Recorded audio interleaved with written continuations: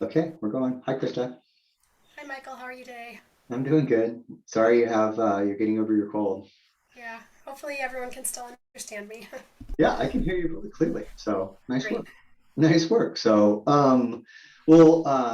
thanks for taking the time to have a conversation about inclusion at work. And like I mentioned before, this is kind of this informal format that I've created to to fit into the theory of change that we use at New Sincerity, which is about collaboration and then about modeling inclusive leadership. It's kind of the heart of it. But I'm excited to talk to you because you have background in DEI, in academia, and in scholarship. So just tell me a bit about your background, and then we'll chat a little bit about this recent data set and just see where things go. Sure. So I am a lecturer at a large Research One institution. We have, I don't know, over 50,000 students. I teach large online classes in diversity, inclusion, disability, aging, gender, and it's always a pleasure to have an opportunity to create change on such a broad spectrum with such a large number of students. Yeah. And then my educational background is in learning, so I study learning and motivation. Yeah. Awesome. So yeah, And then what about the fam? Like, because we're both parents. I think yeah. ours or mine Um, is older. I have three kids. My oldest and youngest were both born early, and one is autistic, and the other has some medical issues. So they're also, my husband's Asian, and so we have our kids are biracial, and so that brings another aspect into our daily lives when we talk about intersectionality. So Mhm. yeah, Yep. Yep. And I've got a bicultural daughter as well. So in different experiences, because being in San Francisco, my daughter sees folks, students that look like her at school and around the community all the time. But it might be a little different experience for you in Arizona, right? correct. Most people often mistake my family for being Hispanic. Okay. Yeah. Okay. What's that experience like? Is it something that's day to day? Do you have conversations with your kiddos about it? Too soon. Yeah, we do when the opportunity presents itself. I mean, they're really young. My youngest is 4, my oldest is 9. So for them, they just feel like they're one of the kids at our school, and our school is fairly diverse. Okay. But I think more, I notice it as a parent. The comments that are made by the neighbors. Oh, you had a landscaper over here. No, that was my husband. Or my youngest one who has light hair like me. We're in the store and he wants a toy, and my husband picks him up and tells him, no, you can't have it. He says, where are you taking me? And everyone turns around and looks, and they're like, oh my gosh, is that kid being kidnapped? Because the dad doesn't look like the kid. Yeah. Wow. And so that's kind of where I notice it, and we have to talk about behaviors and how other people perceive our family in public, and how to not cause trouble for dad in those situations. So Yeah. Those yeah, are it's hugely challenging. And it's in some ways it's day to day. yeah, And that's not something, I mean, I move through the world with every measure of privilege that exists. Right. And being in a progressive city like San Francisco, and there's just so much. My daughter is kind of Korean, English, Irish, right? But there's Hapa kids, bicultural and biracial kids that kind of spread throughout the community. So that day to day isn't something that touches us as often, but I have to be a bit more proactive in reminding her that there's just different expressions of privilege, and she's 11, so she's just starting to ease into that awareness. So I guess for me, it's about planting seeds, and for you, it's about creating comfort and safety kind of on a daily basis, which is challenging. yeah. Um, cool. So we're going to talk a little bit about this, about some recent data. There was some research that came out from a father-son research team, the father-son team of the Shoals, and it's about toxic culture, and they ran a lot of data using this really cool keyword methodology building on Glassdoor data, and they're looking at the way that people are reporting and talking about current and past employers. Really big data set, and the big takeaway is that toxic culture is 10.4 X the predictor of resignation of people leaving their current employer when compared to compensation. And we've always thought, hey, compensation is the main driver when people move around, especially in this new hybrid environment. So it's something that's really powerful and validating for me at New Sincerity, because it helps me make this business case for inclusion, because I know that I'm speaking in part to HR leaders, but also we together, HR and DEI leaders within an organization, are trying to relate to, and to be totally transparent, we're trying to influence the CFO and the folks that are writing checks to show that working on inclusive culture isn't a DEI training exercise. It maps to all sorts of core business objectives. And in the world of tech, talent is one of those biggest ones: hiring, recruiting, retaining, and then empowering, right? Getting deep levels of engagement and innovation, et cetera, from talent, from people. So, and did you see this was so Brene Brown interviewed the Shoal father son on her podcast, and Brene has a gazillion followers across all of her channels. She's extremely passionate about workplace culture, but it's kind of a jumping the shark sort of moment where data around culture is now something that people that don't just work in our world are now having conversations about. And I think that's really exciting because it builds broader awareness. And I don't know, what do you think? Tell me. Um, yeah, I think culture is super important. And when you talk about it as a money factor, it costs money to recruit employees. It costs money to Mm-hmm. train them. So when you lose an employee because of a toxic culture, that you can talk about the cost ratio there of whether it would cost less money to fix the culture of the company Yeah. and retain more employees. And not only that, but create a positive work environment, because we know that also increases work production and productivity and all kinds of other 100%. things. Yep. Um, but money, when we talk about money, people only tend to focus on what they're not making or wanting more money when they're not happy in their job, and that's a Mm-hmm. culture issue. So I think it all comes back to where you want to invest your money in. Do you want to make everyone happy and more productive and feel included and belonging, or do you want to keep that grind and that cycle of replacing employees because the environment's not suitable for people to work in?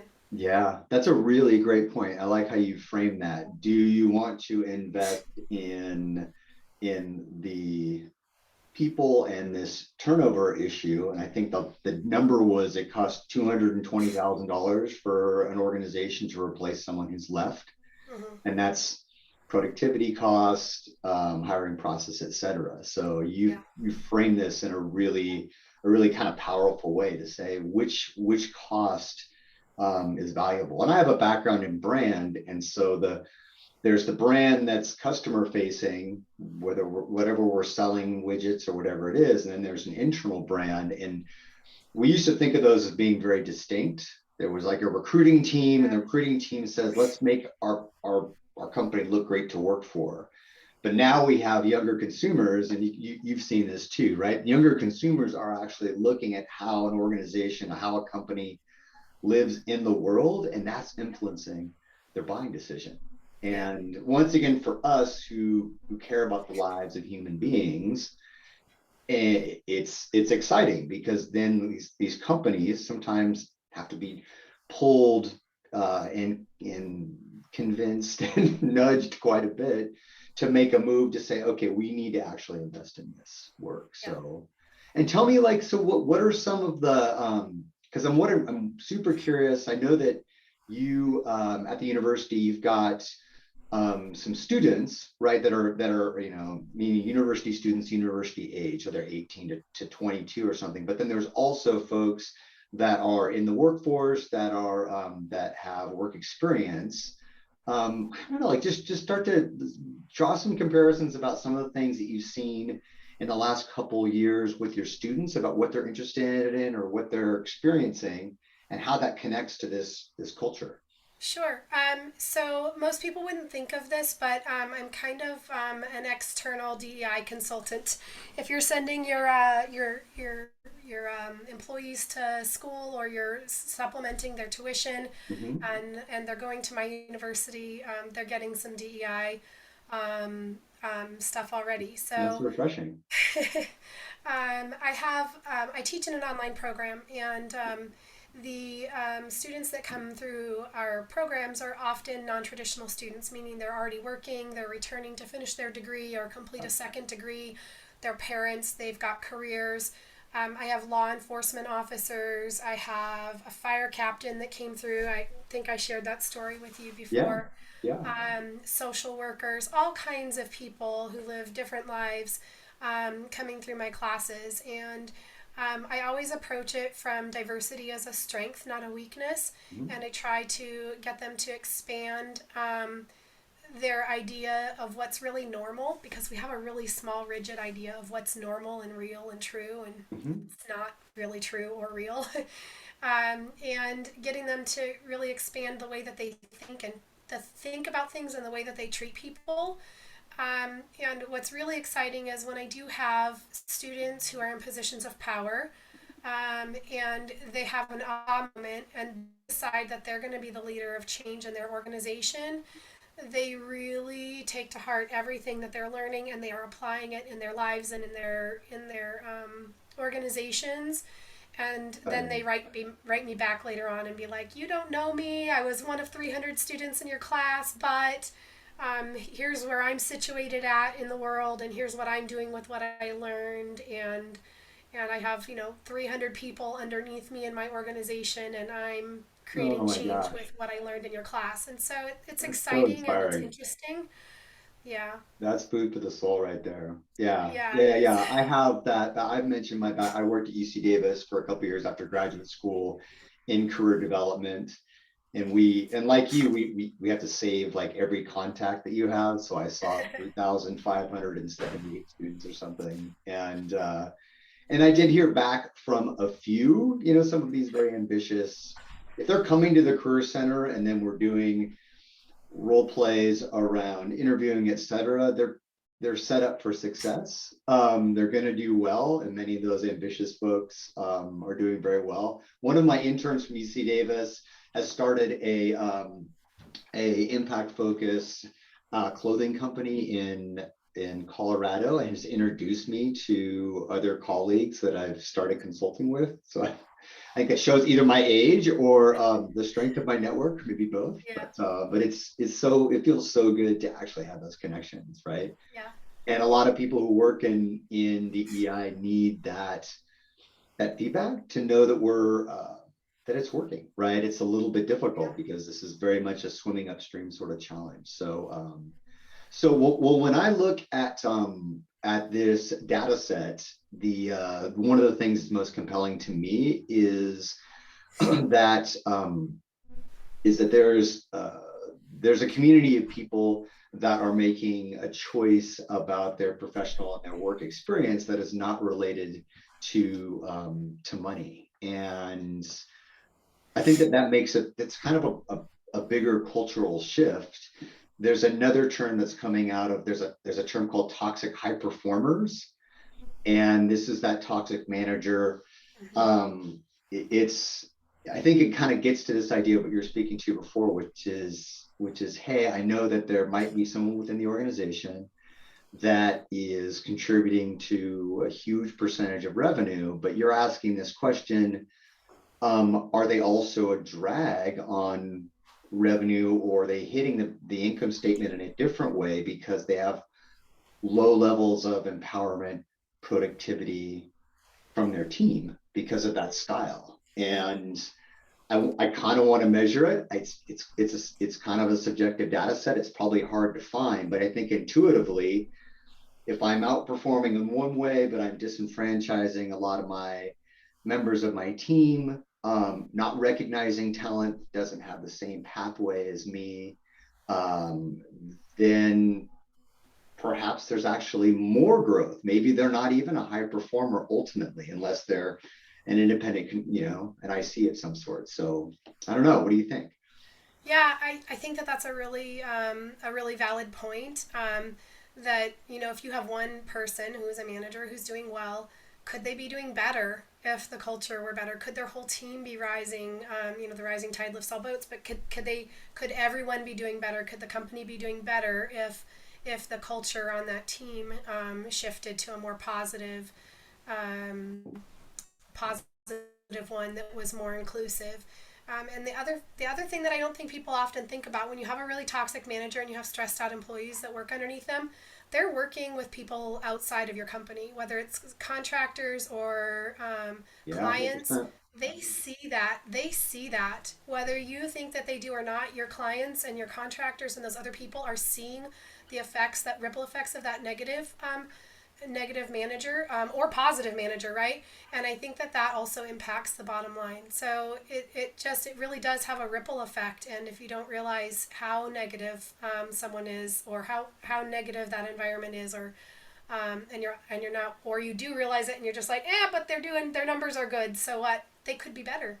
Yeah, I agree. And one of the things that we work on is like, so what is the solution, right? And it's a strategic consulting, coaching, and training solution, at least from my perspective. Our theory of change is based upon we look at training, but then focus on events and experiences. And as I mentioned to you, the way I've created New Sincerity is as a collective. It's a community of partners, and the vast majority of my partners are women of color. We do a lot of co-coaching and co-facilitation. Obviously, we work in this hybrid environment. I also have the opportunity to do some in-person work in San Francisco, which is really exciting because you get to see people's body language as well as just this section here. So that'll be fun. I'm going to do some more of that work this summer. But one of the things that I wanted to share with you is to get your feedback on this theory of change. This is a presentation that I kind of repackaged. I've shared it with a bunch of different clients here, but there's some different data sets. One is from Accenture, and this is kind of mapping to the disconnect between managers' perception of psychological safety and trust and what employees feel. And that gap is, it really kind of makes, in my mind, it makes the business case. What do you think? Do you feel that this is like a compelling way to try and inspire leaders that think, I think our organization is fine. I don't think we need any more DEI training. What do you Yeah, think?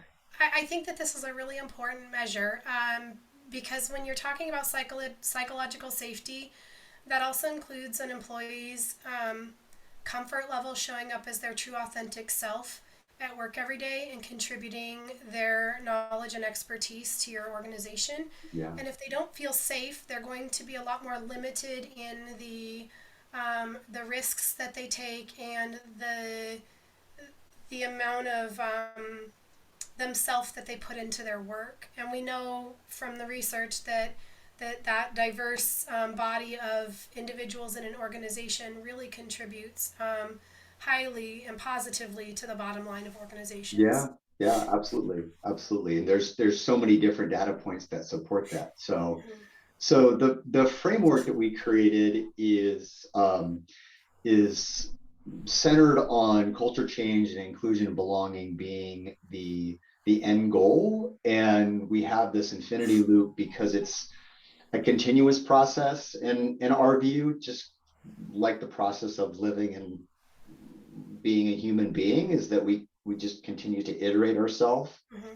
And but the goal for us being culture change and the belonging aspect, right? I think most of the industry is now focused on belonging being a goal rather than just diversity, right? So representation matters, but obviously belonging is a measurement of people and whether they feel seen, right? But we begin with curiosity and engagement about these discussions, and it's kind of huge because the numbers are showing that people are a little burnout on DEI training. And as a person that's worked as a CMO and then also as a nonprofit executive, I think a lot about engagement, right? It's how do I keep people, how do I bring them to the table, get them curious and get them interested? And a lot of our trainings and interventions are lightning talks. They're lunch and learns. I'm trying to work around existing business frameworks because I know that I'll get higher level of engagements. People won't be multitasking when we're trying to do some training work.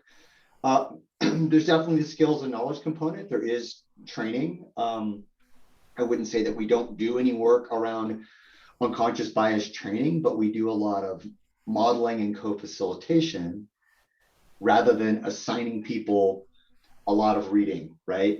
I'm finding people aren't reading. I want people to get involved. And the goal is through practice to build relationships. And the practice frameworks are really, really tricky. What have you done in your work as a professor when you try and have a practical component to the work? Is that something that you've had a chance to do? I have, and I give students an opportunity to either reflect and apply a specific content area on a previous experience, which Mm-hmm. usually is where I start with. It's a little bit more safe, especially after the murder of George Floyd and all of the civil unrest that we had had. I had to give my students a place that was safe to kind of to apply the material. Yeah, So that's thoughtful. asking them to kind of think about an experience, and so we're talking about work environments. Maybe think about an experience you had at work where you experienced someone in your environment aggressing on another with like some sort of racial slur or denigrating another person based on their identity. Mm-hmm. And tell me how you reacted, and tell me now with the skills that we've worked on how you would have reacted.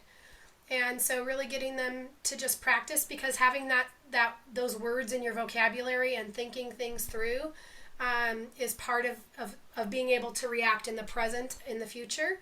Mm-hmm. um, and then going back to just kind of creating an inclusive environment, because responding to the negativity and having a way to do that is important, but how to create inclusion. So thinking about a way that maybe something isn't as inclusive as it could be in your environment at work, and then create a program or an opportunity to create change. And my students come up with the most amazing things, whether it's an awareness day or a celebration day. So just opportunities for the students to really identify the need, and then in their environment, and then create the change themselves. And that's really empowering for a lot of people to be a part of the change. Yeah, yeah, that's really, really exciting. I think that you're talking about kind of this opportunity to co-create a solution, which I think is super smart. And then also what I like that I hear you saying is there's an opportunity to think about events and experiences that can build relationships in the future. Yeah. And relationship building is kind of the core foundation of the methodology that I developed. New Sincerity began from an idea that I studied in graduate school. I had that dual master's in multicultural counseling, so the therapeutic side, the MFT, and Mm-hmm. then also the career. But when looking at where it seemed where bias originated from an individual perspective, not so much from a cultural perspective, I had this idea that we could tell different types of stories that were centering a broad range of culture and gender and life experiences. So folks from real rural areas and from all different levels of income, right? Mhm. And this idea was we could tell different stories that were radically inclusive and represented folks. And we drove a lot of traffic, had a lot of people really excited about the content. And now I've kind of pivoted that into this kind of consulting agency. Yeah. So And that relationship piece is really, really, that's something else that we actually, I think that we have in common. It's about building these authentic, trusting relationships. And then from there, a lot of openness, a lot of learning, the human parts can grow, you know? I 100% agree with you, and the research is consistent with that in Oh, change cool. in social change as well. Decreasing bias and build is done by building relationships and having an understanding for and building empathy for people that are different than you. Hmm. And if you don't have experiences with people that are different than you, they're others, and you decrease that others by having those by building those relationships and having those experiences with them. That's So, awesome. Yeah, and I'm glad that's what I found. That's what I found also. yeah. There's a data point that says I think it's 75% of white Americans don't have any non-white friends. And that number, when I share that number with people, they find that it's a lot higher. People had imagined that would be true, but we are in our different bubbles here in San Francisco. It's an urban area. It's much more diverse than other parts of the country, and that othering experience, it plays out in the workplace, right? And so me trying to move people into places of relationships and doing this sort of conversation where we're actually relating to each other, um, that's we're seeing some positive effects, right? And we also then the business benefits. Groupthink is something I think that you were kind of touching on a little bit, but groupthink is a huge problem, and the relationship between inclusion and groupthink is significant because if there's a culture of belonging, we're going to have people raising their hand to disagree with the most powerful person in the room, and that person will then defend their ideas to the best of their ability, but they'll defend them on the merits and not so much on position or title, right? And that's something that every organization wants to get away from. The idea that people at all levels can contribute a new innovation, a new process is something that every senior leader wants to believe is happening within an organization. Great ideas can come from anywhere, and inclusion is something that brings that ideal to fruition, I think. So well, cool. Like, let's wrap up because everybody working this is going to have to like go back to work and stuff like that. So what else are you kind of aiming for? Like, you're an academic, you've got the summer coming up, so like big high five on getting a chance to have some rest. Yeah, I'm looking forward to spending some time with my kids and traveling Right on. and just not kind of shuffling through the day like we sometimes do when we're busy. That's for So sure.